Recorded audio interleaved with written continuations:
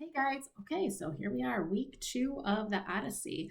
I'm going to run you guys through some things that you should look at, do a little quick recap from last week. You guys this week are reading book 7 through 10, and you are skipping the entire book 8. So I'm going to summarize that really quick, just the important things that you need to remember from there.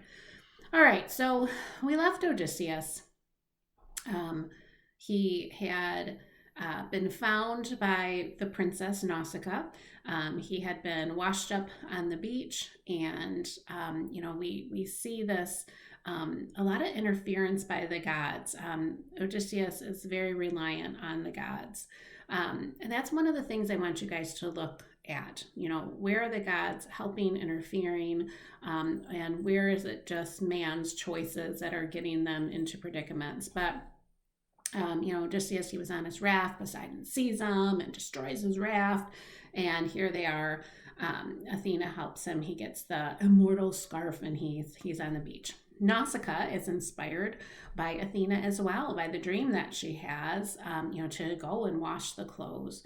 One of the other things I want you guys looking for are these gender roles, okay? So women, this is Nausicaa. She's a princess, but she's also going to wash clothes. The women, the Phaeacian women are excellent weavers. So those are, qualities that are prized in women. Then we have, the men who are strong, and we're going to see some of their other things, warriors or reputation.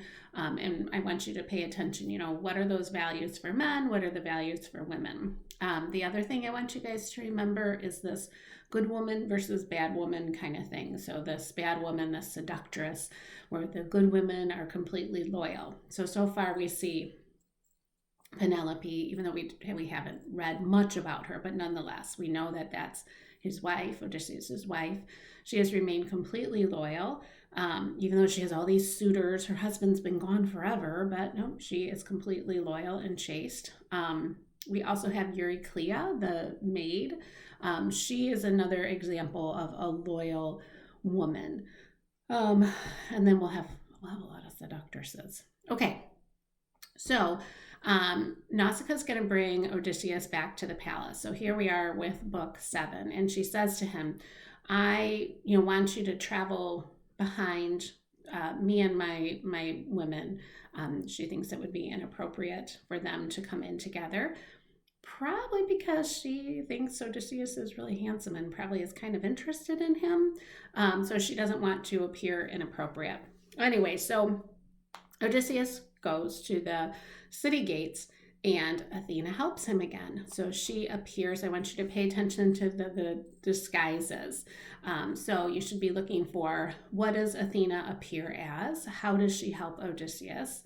And then what happens when they get to the palace? So the palace is King Alcinous and Queen Arete. They are both gods as well. So they are of the gods, and they are extremely, the palace is gorgeous, and oh my gosh, they have so much stuff. It's just beautiful. They've been very, very blessed. So I want you to pay attention to what happens. Who does he appeal to once he gets there? So those are the things that you should be looking at in book 7. I also want you to remember to look for hospitality, that Xenia. How is that displayed? And take note, they do not ask him his name. That's another thing that comes with the Xenia, is just accepting whoever the stranger might be. It doesn't matter who their name is. It doesn't matter who they are. Xenia is accepting them, giving them shelter, giving them food. Okay. The other thing, and then in book 7, it always cracks me up at the end. The king is like, well, hey, why don't you stay and you can totally just marry my daughter. I don't know, whatever. Maybe Odysseus just, looks so great. I'm not sure, but they don't even know his name. It just cracks me up every single time I read that. All right. So book 8 is called The Games. Again, we see a lot. This is the book that you're not reading. So we see a lot of those Greek values. The men are strong, athletic, they're competitive. The other thing we should remember, is these are the Phaeacians. We learned this in world history, if you guys remember. But the Phaeacians are world-renowned sailors. So this definitely bodes well for Odysseus, who wants nothing more than to get home. Oh my gosh, he's landed on an island of sailors. Okay, so the games. First, they start with this feast. And I love Athena. I need an Athena. Like, she makes Odysseus, she, waves her little magic wand, so to say, and makes him appear stronger and taller and more handsome. Thank you, Athena.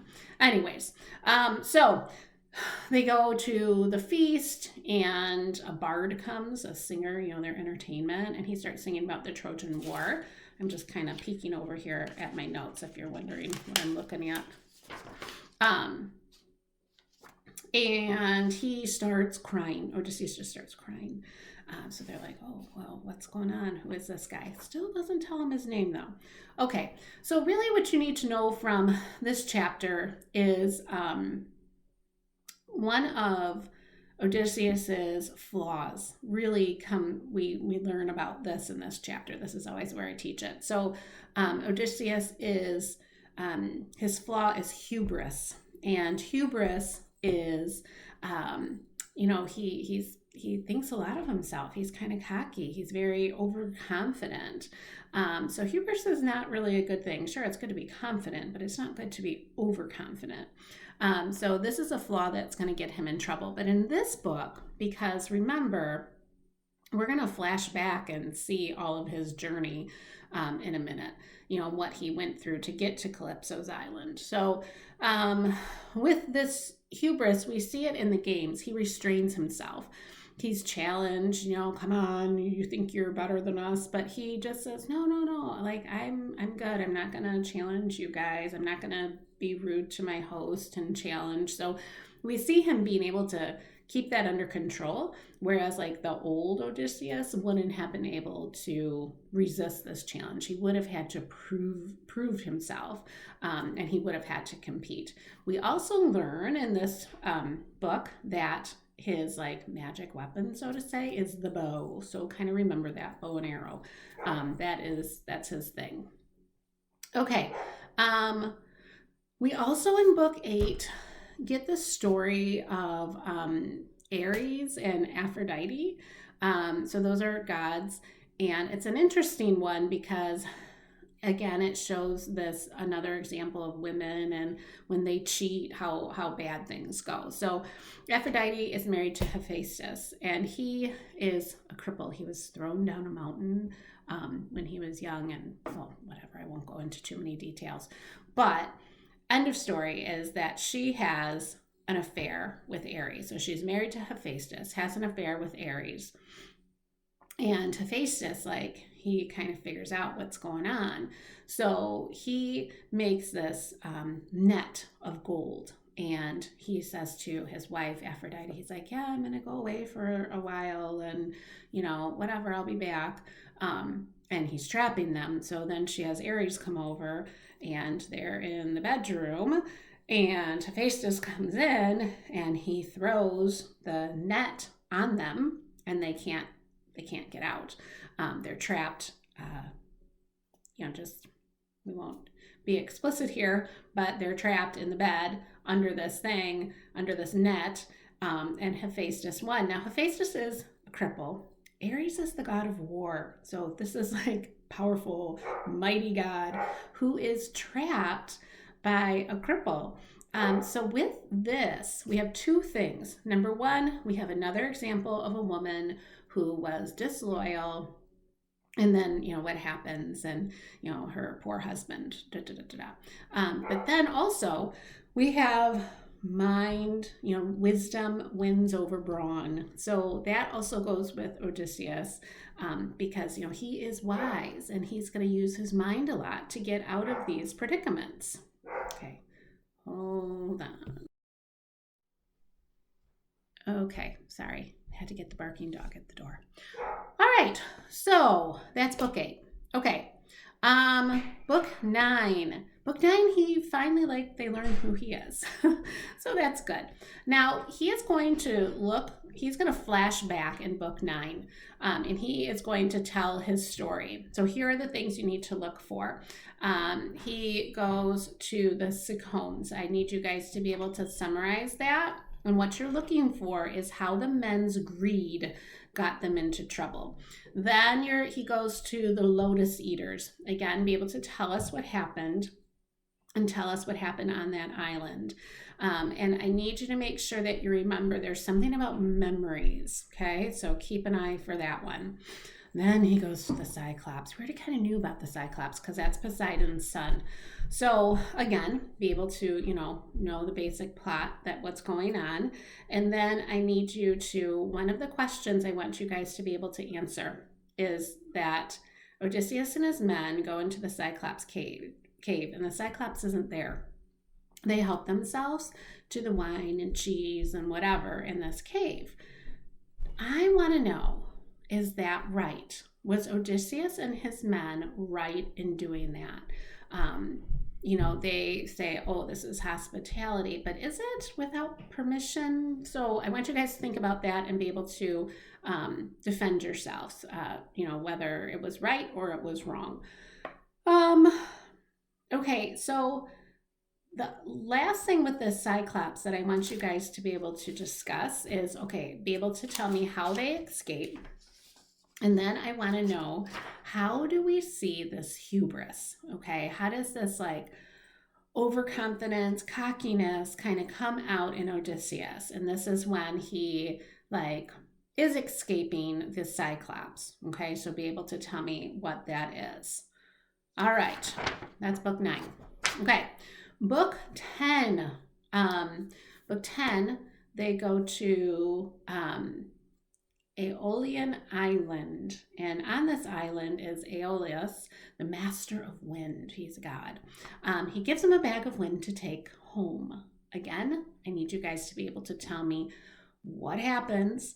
And with this one, I really want you to look for this greed. How did greed affect the outcome of this whole bag of wind incident?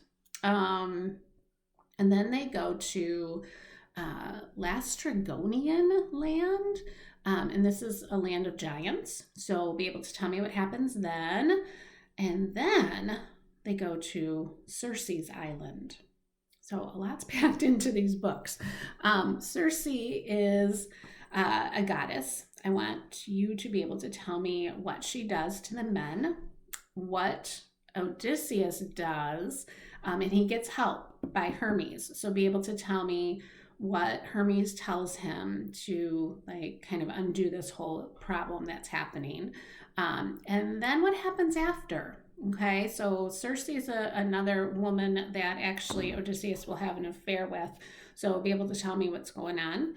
And the last couple things with this book, I need to know where Odysseus has to go and why he has to go there. And then be able to tell me what happens with Elpenor. And I think that's about it. So I really like these stories. These books are good ones with everything that he's encountering.